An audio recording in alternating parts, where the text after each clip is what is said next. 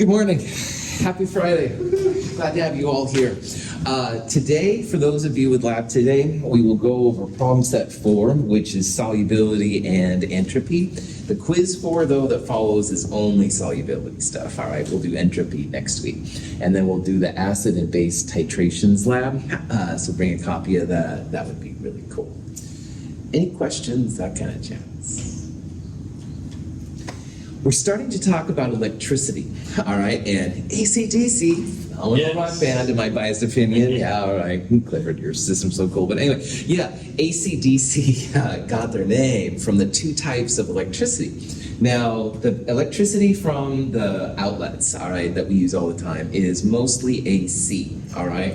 And AC is great for long distances. So for example, a lot of our electricity comes from the Bonneville Dam, not too far away. They can ship it over those big wires and stuff, and it's really cool. AC electricity can go both directions, all right, which is kind of cool. Now, in this part of chemistry, we're most talking about the DC part, which is called direct current. Direct current is one direction. So on a battery, if you start looking at them, there's a positive and a negative. We'll see that basically electricity is moving electrons. And because electrons are negative, they go from the negative, because negatives repel, and to the positive, because opposites attract. So mostly what we're doing here is figuring out how DC works. So all of your batteries and things like that you might use for computers and phones and calculators, blah, blah, blah. It's going to be stuff that definitely relates to what we're talking about. Excuse me. Now, we have to know where electrons come from and also where they're going to. All right, that's really important in chemistry. So oxidized and reduced are the terms that we'll use a lot. We talked about these back in Chem 221 or whenever you took it, but they're the same kind of thing. I like lose electrons oxidized and gain electrons reduced. Leo the lion says, "Grr." All right.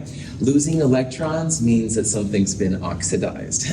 Now, if you lose negative electrons, what's left becomes more positive. So that's one way that we'll talk about in order to see if something's been oxidized or reduced. Now, when something's reduced, you gain electrons. So if you're gaining negative charges, you become less positive, more negative. So you see here the copper 2 plus goes to copper 0, all right? It's becoming less positive, more negative, because it's gaining those electrons. And again, Leo the lion says grr is the one I like, but there's oil rig, oxidizing is losing, rig is reduction is gaining, that's fine. Any of these things are okay. Also, an oxidizing agent we talked about on Wednesday is something that's being reduced. The species is allowing something to be oxidized, so in something else to be oxidized, but it itself is being reduced. I find that backwards and awkward, but that's the way our terminology is, and I'm just the messenger. A reducing agent then is oxidized. An oxidizing agent is something that's reduced. Finally, oxidized and reduced are always just for reactants, all right? Don't look at it from the product side. We'll talk about flipping reactions, but if something's oxidized, it becomes reduced if you flip it. So make sure you're always looking at the reactant left side. Any questions on any of it? Sweet. So we might have done this on Wednesday, but let's do it again. It says here which species in this reaction is being oxidized. So right away, if you see a question about oxidized, reduce, oxidizing agent, reducing agent, it's always one of the reactants. It will never be a product, all right, unless you've got some kind of really fancy thing going on. So C and D are out because they're both products, all right? Now, oxidized species lose electrons. And if you lose negative electrons, whatever's on the other side will be more positive than what you started with. So if you look at this, nickel is 0, and it's going to positive 2. So nickel has to lose 2 electrons to become nickel 2 plus. The nickel, therefore, is being oxidized. Now, if something's being oxidized, something else is going to be reduced. You can't just throw the electrons under the rug. And so silver plus here is gaining electrons to become silver metal. it's becoming less positive, i.e. more negative. So if nickel's being oxidized, the silver plus would be reduced. Any questions? Okay. So oxidized reduction, super important, all of our batteries, blah, blah, blah. So now we're going to talk about how scientists can use a redox reaction to do some cool stuff. Copper metal reacts spontaneously with a solution of silver nitrate. A coating of silver metal forms on the copper, while copper 2+ ions, which are blue in water, are released into the solution. Cool. This is an example of what's called a direct redox reaction. And in a direct redox reaction, the part that's being oxidized and the part that's being reduced are right next to each other, all right? And if you were with me in Chem 221, or you took Chem 221 here, the empirical formula lab was where we took some copper 2+ and placed it in with some zinc metal. And the zinc metal, it went down in mass, but some copper metal appeared. And that was an example of a direct redox reaction. Direct redox reactions can be super cool because the chemicals are right next to each other. Your percent yields are usually very close to 100%, all right? And that doesn't happen that often with a lot of types of synthetic chemistry, but boy, with direct redox, it definitely does. So if you have a redox reaction that can be placed in contact with it, that's pretty cool. However, if you have a battery for like my remote control, you don't want that battery on all the time, all right? It's nice to have an on-off switch, all right, where I can control whether it is. So direct redox is cool, but there's other things you can do too. So here's an example showing the last video a little bit. Down here we have the copper metal. I think it's FCC, but I'm not sure. It's some kind of very rigid, solid cubic cell, all right? And the silver ions are kind of rotating above it. Well, after a while, there's a tendency for the copper to give the silver its electrons. So as you can see in this next picture now, some of the copper now has a positive charge. And if it's got the positive charge, the waters will surround it, ion dipole forces, all that kind of jazz. But as this copper gets a charge, some of the silvers, which had a charge, become a metal, all right? So this represents the silver metal. And if you wait long enough, you get a lot of silver metal and more copper ions running around. Now in this example right here, this mossy stuff is actually silver. Initially, when the silver is made, it comes out very, again, I think of it as moss, but I don't know, that's just me. Anyway, the silver can be taken, scraped off the copper, and you can recrystallize it into making crystal jewelries and silver jewelries and stuff like that. But it's kind of cool. You also know this reaction is happening because initially silver ions are actually clear when you place silver nitrate in, but this blue color is representative of a copper 2+ ion forming. So anyway, very cool. If you want to make silver metal, this is a great way. And when the price of silver has been high and copper is relatively cheap, usually, sometimes here, even at Mount Hood, people have done this. All right, they take waste with silver plus ions, place it in some copper, the silver crushes out, they precipitate it, sell it. Apparently, I don't know anything about money. I work at a community college myself, but anyway, I know that's what people will do. Questions? Okay. Now, direct is cool, definitely. If you're making a compound that way, that can be a really high yield. But if you want to control the reaction, and that's really where batteries pop in, you have to have some way to turn it on and off, all right? So this is an example of a battery. And if you start looking at your batteries, which I never did before I started learning about this stuff, batteries have a negative and a positive on them, all right? And we're gonna see that that actually is the way that electrons flow. Now, in the last example, the copper metal gave up some electrons to the silver plus. It was a direct contact, all right? However, because electrons will flow through a piece of metal, you can have a metal like copper, which is what I think this is, And the copper can be turned on and off using some kind of a switch, all right? And a switch really just connects the copper when it's pushed, like right now with my remote control. And if you take your finger off the button, then it basically breaks the contact and you no longer have the ability for electrons to flow. So this is just a real simple, little cheesy, but still indicative of how cool it is. Example, this person hooked up a piece of wire to both sides, and they have a light bulb in the middle. So if the electrons go through the light bulb, it lights up, all right? But until it does, nothing happens. Now, in this case, here's a negative terminal in the battery and a positive terminal. Now, electrons are negative, all right? That's something we've done since Chem 221. So they will go from the negative terminal, because negatives and negatives repel. They'll go from the negative to the positive. So in this case, when the light bulb is on, you can see the electrons are flowing there. But there the circuit is broken, so now you no longer have the light bulb on, the electrons aren't flowing. So this would be off right there. So when I push my remote control button, that's like making the circuit, all right? And I can use my laser pointer instead of a light bulb, but same idea. And then the minute I let off it, then of course it goes down.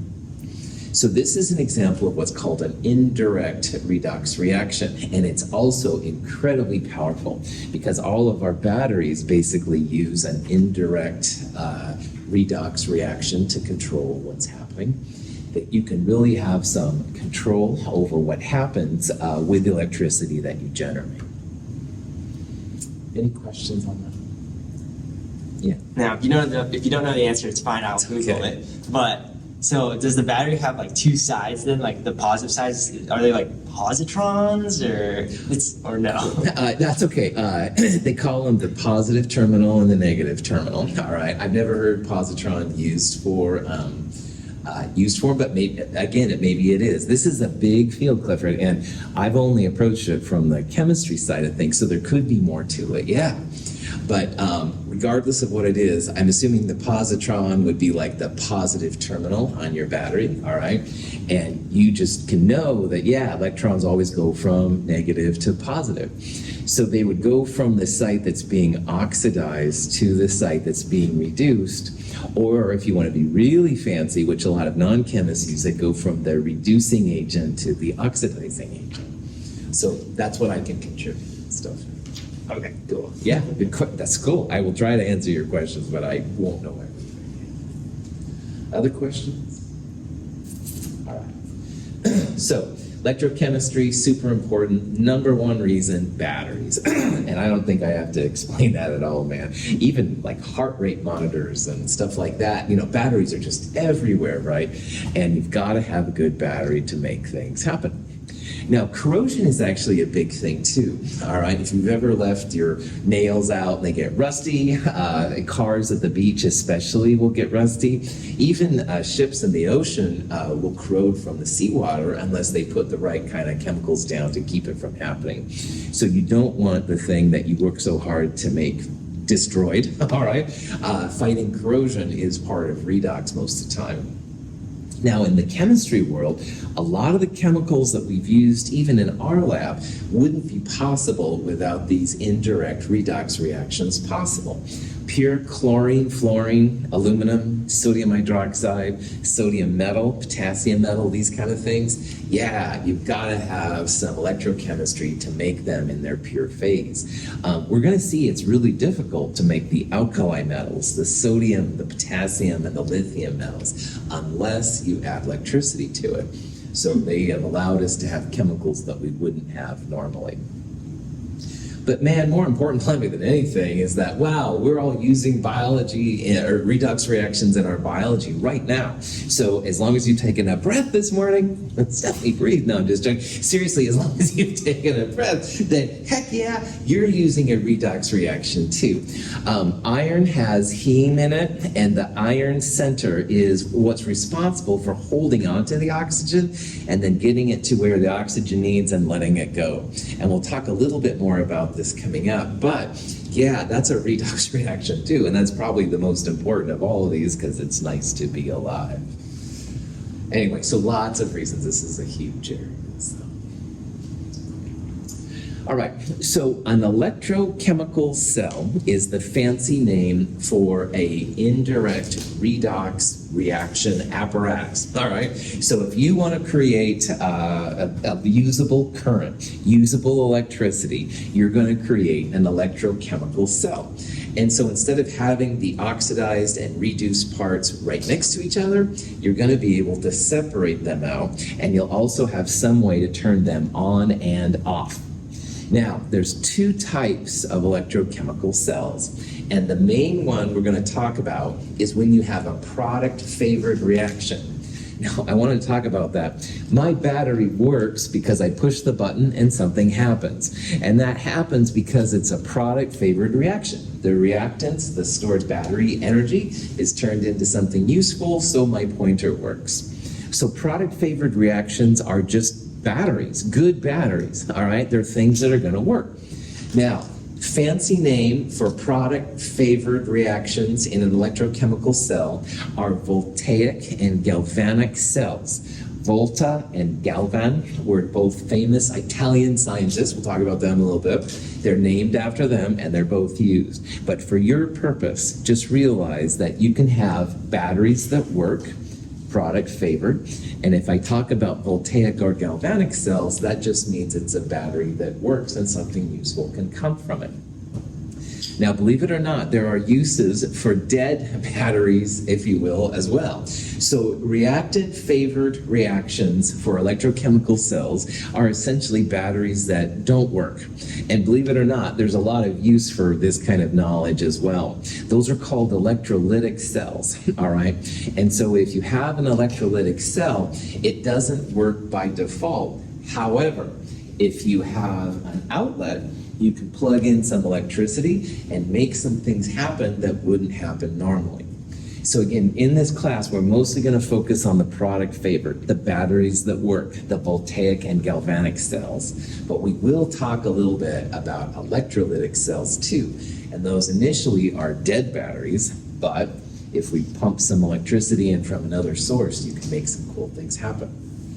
And electrolysis is used in electrolytic cells. This isn't electrolysis to take your body hair off.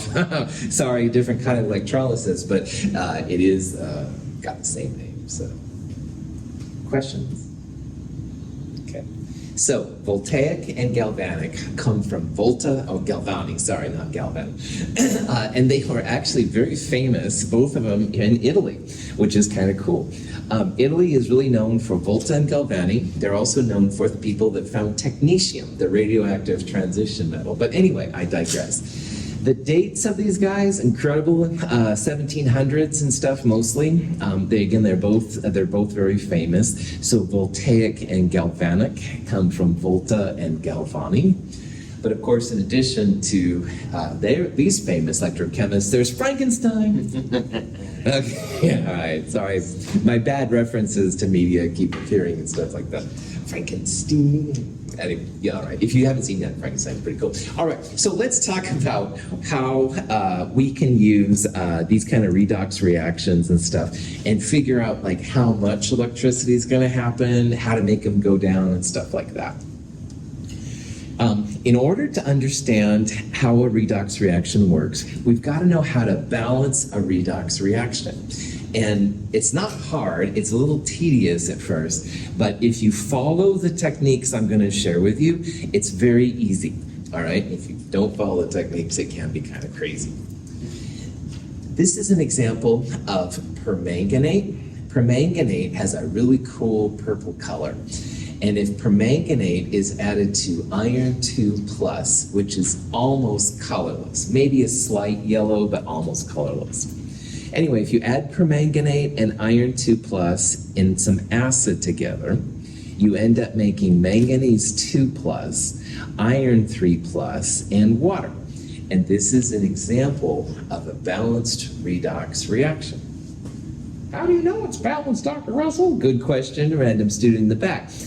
In Chem 221, we briefly talked about oxidation numbers. And oxidation numbers are essentially the charge on the metal, usually, or the weird part of the ion.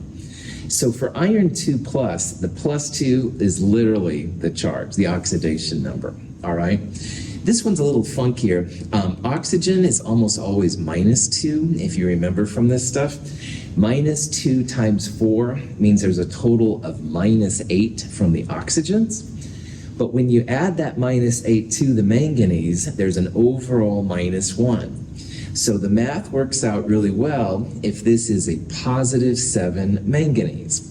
So +7, 4 times -2, -8, 7 -8 is where that -1 comes from. Okay?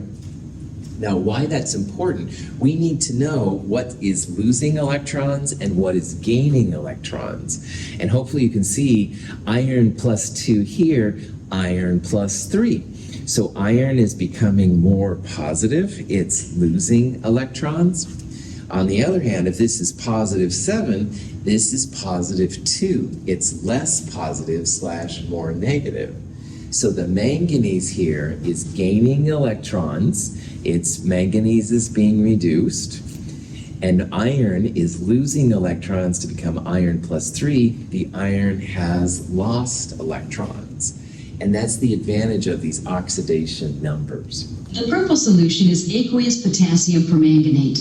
The colorless solution contains iron 2+ ions. When we combine them, a redox reaction occurs. The permanganate ion is reduced to manganese 2+, and the iron is oxidized to iron 3+ ion. So you can see in this example, the purple color totally goes away because in this balanced reaction, all the permanganate has been turned into manganese +2. And iron has a little bit of an off yellow color you can see, but it's pretty much colorless. So these reactions are quite dramatic usually. We're going to go through some examples of how to balance reactions like this, and it's not as bad as you might think. I have a handout, it's in the companion, and it lists all these steps in greater detail. So if you get stuck looking at this jazz, go back and check it out. It does make a difference if you're in acid, like here, or in base, as we'll talk about. So you should pay attention to the pH. Any questions?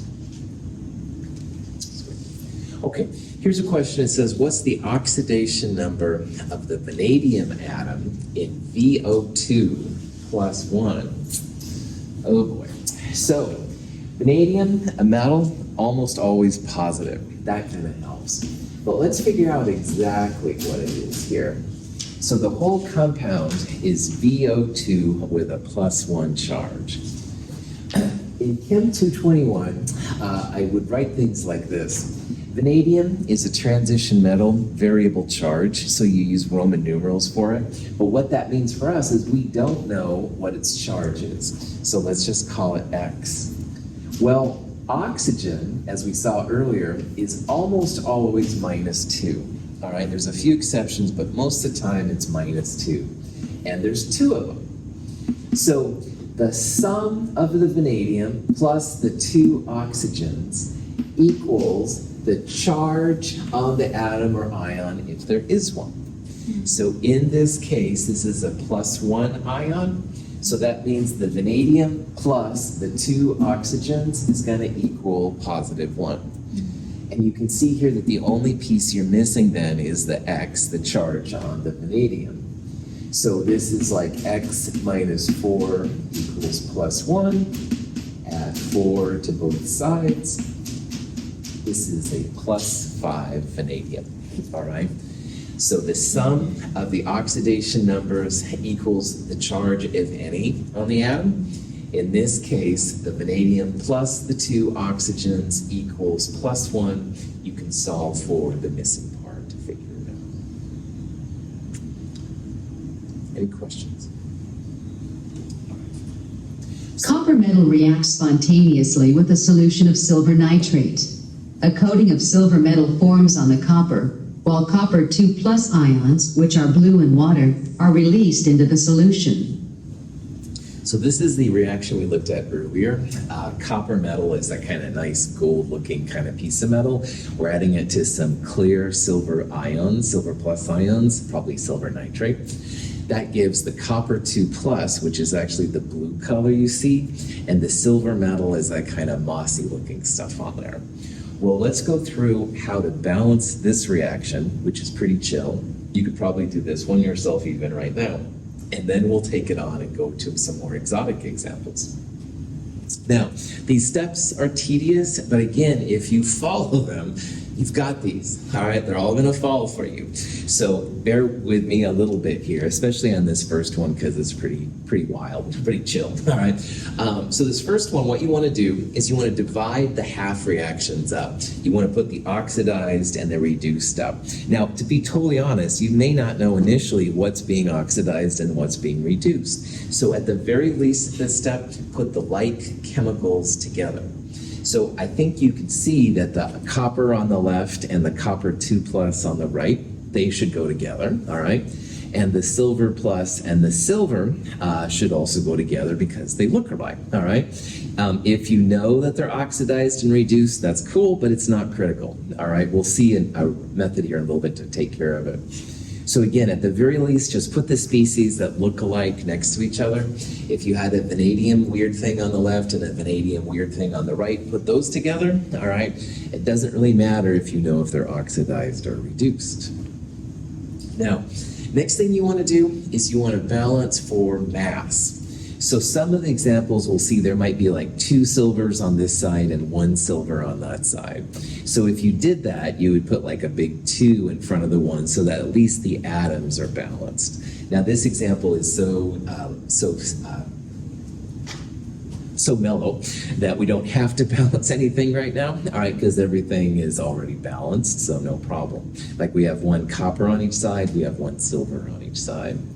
But the next part is really important, and this is now we're going to balance for charge using electrons.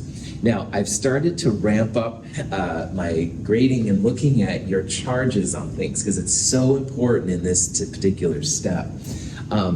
A good chemical reaction is balanced for both mass and charge. Now, honestly, up till this point, usually just balancing mass has been enough. But boy, in this section, watch the charges as well, all right? So for example, in this first one right here, you can see you have a copper with no charge and a copper with a +2 charge. So that is not balanced for charge. This side is too positive relative to this side. So at this step, the only thing you can add are negative electrons, all right? You can't add protons or positrons or anything like that. You can only use negative electrons. So you'll add the negative electrons to the more positive side. So in a minute, I'm going to add 2 electrons to this side because then I'll have +2 from here and 2 -1 electrons, and that'll balance the copper over there. So the first part is just literally to add electrons so that your charges balance both sides. And again, you can only add negative electrons. You can't subtract electrons, you can't add protons, blah, blah, blah. But +2 and -2, this whole side has a 0 charge, just like copper has a 0 charge. Now, for this one, am I going to want to add my negative electrons to the product side or the reactant side? Reactant, nice. Clifford saw this because this side was positive and this side has a 0 charge, all right? And remember, you can only add negative electrons, so you add electrons to the more positive side. That means we're going to have 1 electron on the reactant side, +1 and -1 go to 0, just like there's no charge on this one right here. At this point, if you've done it right, electrons will be the product on one of these 2, and electrons will be the reactant on the other one. In these kind of reactions, you always have something losing electrons and something gaining electrons. Something being oxidized, lost electrons, something gaining electrons, being reduced, all right? If you would happen to see electrons as products on both sides, you might want to look a little closer at your reaction. Any questions? All right, the next thing you gotta do is when you add the 2 half reactions together, you must get rid of the electrons, all right? Chemists don't like to show the electrons in balanced reactions. So in the previous one, the copper was giving up 2 electrons like we saw, but the silver was only gaining 1 electron. So we're going to multiply the silver reaction by 2. So 2 silvers and 2 electrons make 2 silver metals, all right? By the way, when these things are by themselves, they're elemental forms. So this would be copper metal, this would be silver metal, this is a copper ion, et cetera, et cetera.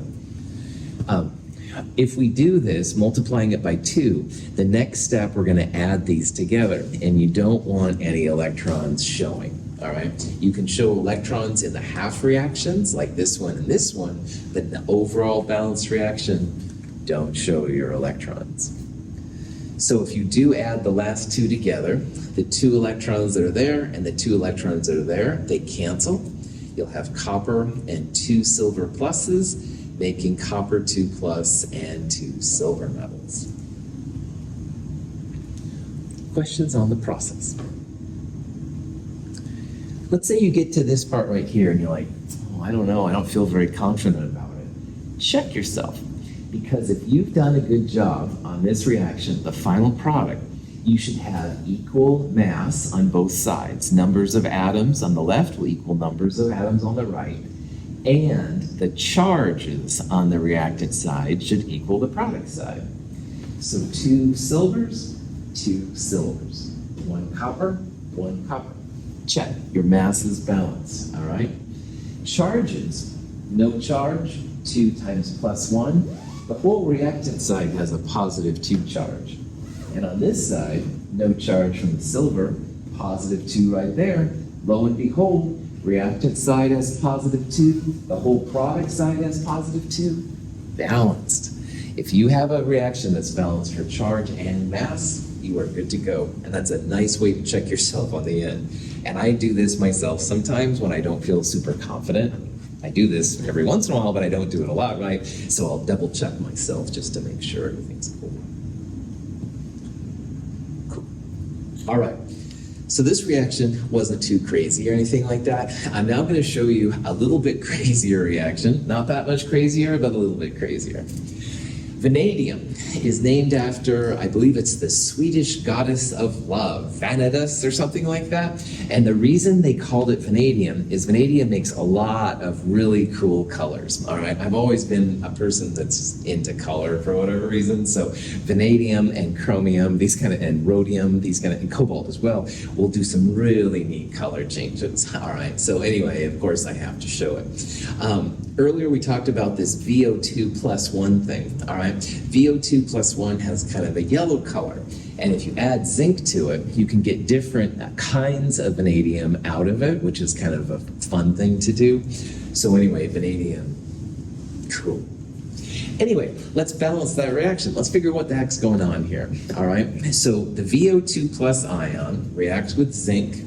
Now zinc, as we've seen, almost always makes zinc 2 plus. But what we're making in this particular reaction is VO2 plus. So if you look at this reaction, all right, 2 oxygens right there, only 1 oxygen right there. So this reaction is certainly not balanced for mass because we only have 1 oxygen on this side. And this reaction is not balanced for charge either. Like we've got positive 2, positive 2, positive 4, and the reactant side has only a positive 1. So we've got to do some more work on this reaction to get it balanced. Also, we're going to see it makes a big deal if you are balancing in acid or base. So we're going to look at this reaction in acid, all right? What is the pH of an acidic solution? If I told you we had an acidic solution, what kind of pH range would you expect? Less than 7. Less than 7. Well done. Less than 7. So if I was feeling a little sneaky and I said balance this reaction at a pH of 3.76, you don't really care about the pH number, but you do want to know it's in acid, all right? If I said pH of 10.36, it would be basic. So again, less than 7 acidic, greater than 7 basic. Okay, so like before, separate out the parts as well as you can. Make the pieces that kind of look together go together. And you may not know what's being oxidized and reduced, and honestly, it doesn't matter. But hopefully you can, for example, see that zinc and zinc 2 plus should go together. And hopefully you can see that things with vanadium should go together, even if they're weird. Now, earlier in this example, we talked about how vanadium was a +5 and VO2 +1. This one is a vanadium +4. The oxygen's -2, so -2 plus X, whatever vanadium is, equals +2.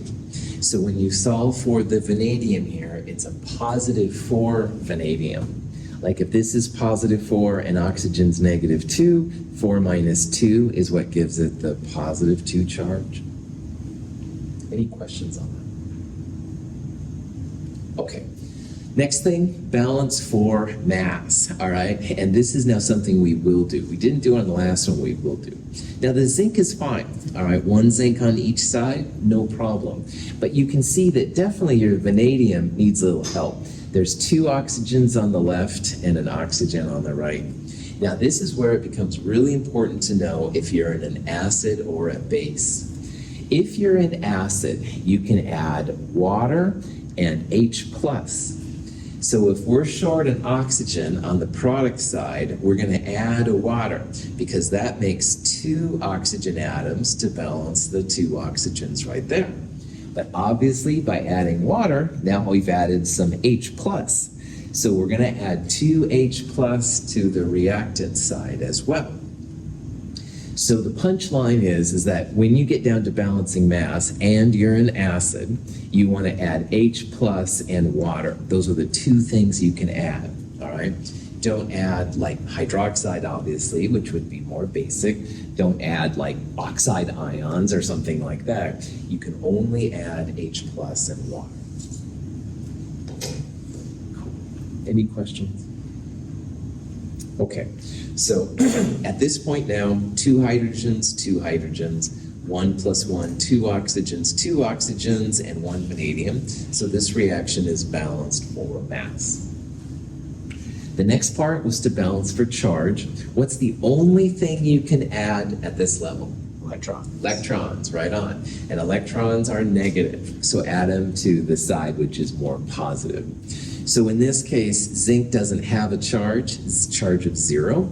Here it's +2. We can only add negative electrons, so we'll add them to the product side, 2 of them. So -2 and +2 makes the whole product side 0, just like the reactant. All right, so zinc has lost 2 electrons. The other one's a little funky, but same idea.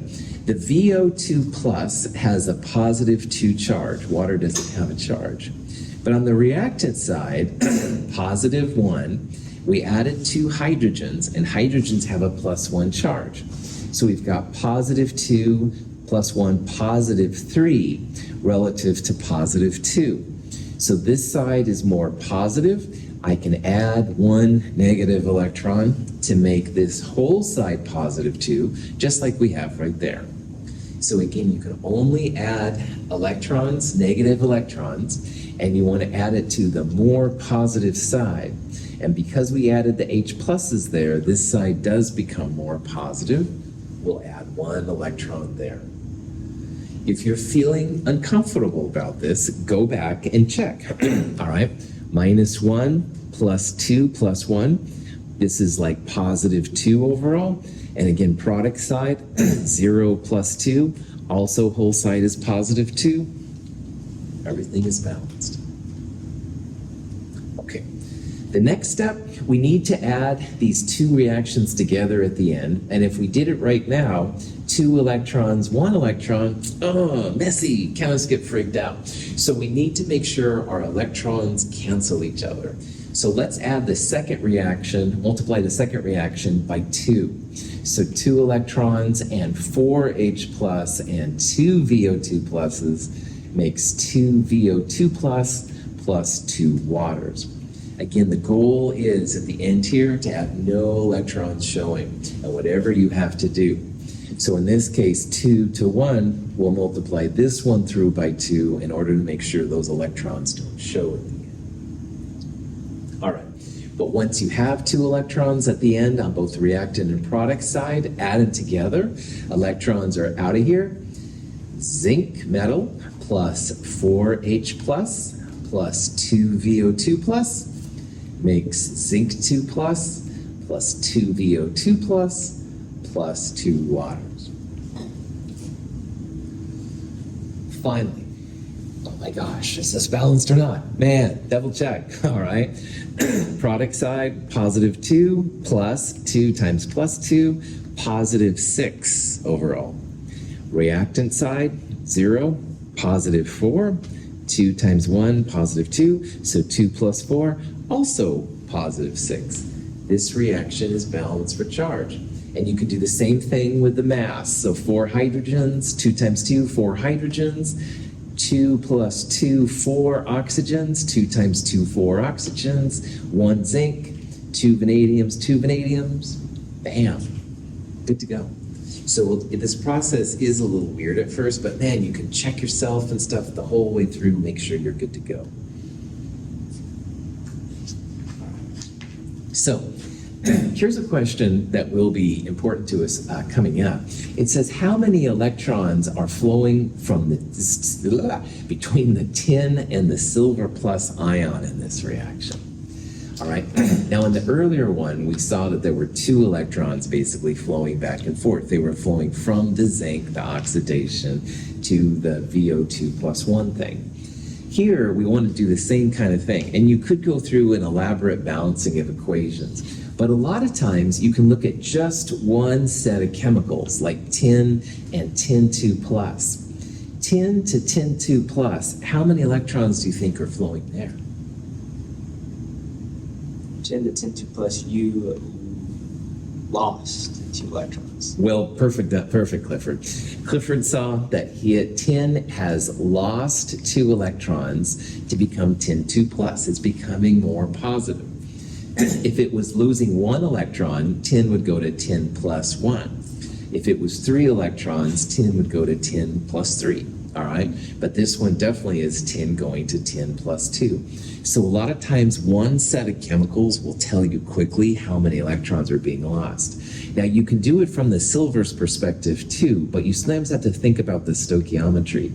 So silver plus to silver is a 1 electron transfer, but you can see there's 2 of them, all right? So this would also be a 2 electron transfer. Now, if you want to get really fancy, you can go through the steps we just did, create the 2 half reactions. Tin loses 2 electrons, like Clifford said. Here's 2 silver ions gaining 2 electrons to make 2 silver metals, but we would say there it's a 2 electron process. Question?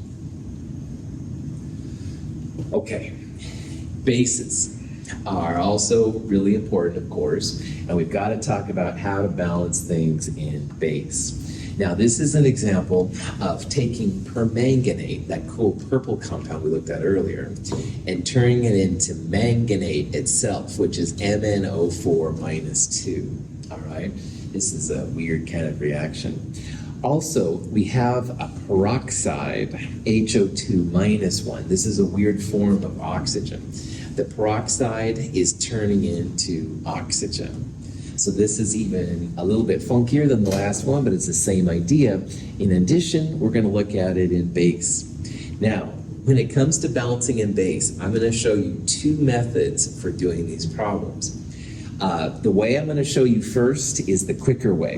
And if you can do it in your head, rock and roll, do it. However, I can never seem to do the quicker way in my head. So I'm going to show you Michael's method, which does work. It works 100% of the time, but it's more work. And I'll show you why, and I'll talk about why it works for me. But let me show you the quick way first, because I'd like for you to do it that way. But if you're like me, you can do it the longer way, and it works 100% of the time. It's a little bit more work. Okay. First thing, just like before, write the half reactions. You may not know what's happening, but you can at least put the 2 species together. Obviously, in this case, the oxygen species should go together, and the main things with manganese should go together. Now, peroxides have weird oxidation numbers. You don't really need to do oxidation numbers in this method I have, but this oxygen is a -1 oxygen. This oxygen is elemental oxygen, and like all the elements, copper metal, mercury liquid, oxygen gas, they have values of 0. The permanganate to manganate, it's manganese +7 to a manganese +6 when you figure it out. Again, you don't really have to know that for this process, but if you're curious, that's what's happening. All right, balance them for mass, all right? Well, the manganese one I'm going to put first because there's 1 manganese on both sides and 4 oxygens on both sides, so no problem. But here's where it becomes important, just like we saw with the acid, you have to know what the pH is. So in a base, you want to add water and hydroxide. Now, in this problem, you have 1 hydrogen and 2 oxygens versus 2 oxygens on this side. So we need hydrogen here, all right? And you want to add water to the hydrogen deficient side. Now, by adding water to the side that needed some hydrogen, you can also need to add a hydroxide to the reactant part. So if you do it this method, which is again what I'd like you to do honestly, you add water to the hydrogen deficient side and you add hydroxide to the oxygen deficient side. So if you look at this, which I would do at this point, 1 + 1, 2 hydrogens, 2 hydrogens, 2 + 1, 3 oxygens, 2 + 1, 3 oxygens. This is balanced for mass. Okay. Questions on that? Yeah. Quick question. Are we able to add only hydrogen, or is that not a thing? I'm going to even correct you further there. So first of all, you got to know the pH. And if it's an acid, you can add H+ and water only. But here in base, you can add hydroxide and water only, okay? And it's really important that you stick to those designations and stuff. Good. I'm glad you asked me. So yeah. That was a question. That was a really good question. Okay. Now, charge, same kind of thing. This reaction has 2 negative ones, so it's got an overall -2 charge. This side has no charge. Oxygen and water have no charge. So we're going to add 2 electrons to make sure that the charges balance out. The manganese ones, the manganate has a -2, permanganate has a -1. So we're going to add 1 electron to the reactant side. That'll give -2 overall. That'll balance that -2. Now, at this point, if you've done it right, again, one of the half reactions will have electrons as products. One of them will have electrons as reactants, and that's what we have, so that's good news. The next step was to multiply the reaction so that the electrons will cancel out. This one has 2 electrons. This one has just 1. So we'll multiply the reduced side by 2. 2 electrons plus 2 permanganates makes 2 of the manganates. And once we've done that, we can add these half reactions together. The electrons will cancel. You're going to end up with hydroxide and then peroxide plus 2 permanganates, making oxygen and water and 2 manganates. You can absolutely check yourself, make sure that everything is balanced for charge and mass and stuff, and it is. Any questions? Okay, I want to go through this real fast. This method never works for me. I always get hydroxide and water mixed up. So I'm going to show you an alternative way. It's longer. I'm going to call it Michael's method just because it's informal. In Michael's method, my method that works for me, and it does work 100% of the time, balance an acid first and then neutralize in base. So in the previous example, let's pretend that we're going to do this in acid, which I find really easy, all right? Well, H2O2 minus going to O2, hydrogen deficient, I want to add, or I'm just writing them out. Here's where I want to do it in acid. Sorry about that. So I want to add an H plus here because I add hydrogen when there's hydrogen deficiency side. This makes sense to me. All right, I can understand H plus and water. All right. And now I have a hydrogen on both sides, 2 oxygens on the other. So again, I'm pretending it's an acid. Keep going. You add, this part's pretty similar, multiplying both by a factor. You end up with a balanced reaction, but it's balanced in acid, and you can't leave it this way, all right? So why this method is longer is now we're gonna neutralize all the H plus with hydroxide. So for every H plus you have, you need to add a hydroxide because H plus plus hydroxide is water. And if you add a hydroxide to the product side, you've got to add a hydroxide to the reactant side. You can't add it to just one side, you have to do both. So why my method is longer is I'm going to add a hydroxide to neutralize that H+. You can't have H+ if it's basic. H++ plus hydroxide makes water. And at the I also had to add a hydroxide because you have to do one to the other side. Same answer, all right? You still get something in base. It's got hydroxide. It does take longer. You've got to neutralize the acid. But man, this works for me 100% of the time, all right? The other way with hydroxide water, I always trip over my own feet for some reason. So again, if you can do the first method, you should do that first method. But if you're like me, do it in acid first, neutralize at the end with hydroxide. You'll make some water, no problem. It's up to you. Questions? All right, I'll go over this example again on Monday. Thanks for being here. I'll see most of you this afternoon. Have a great weekend.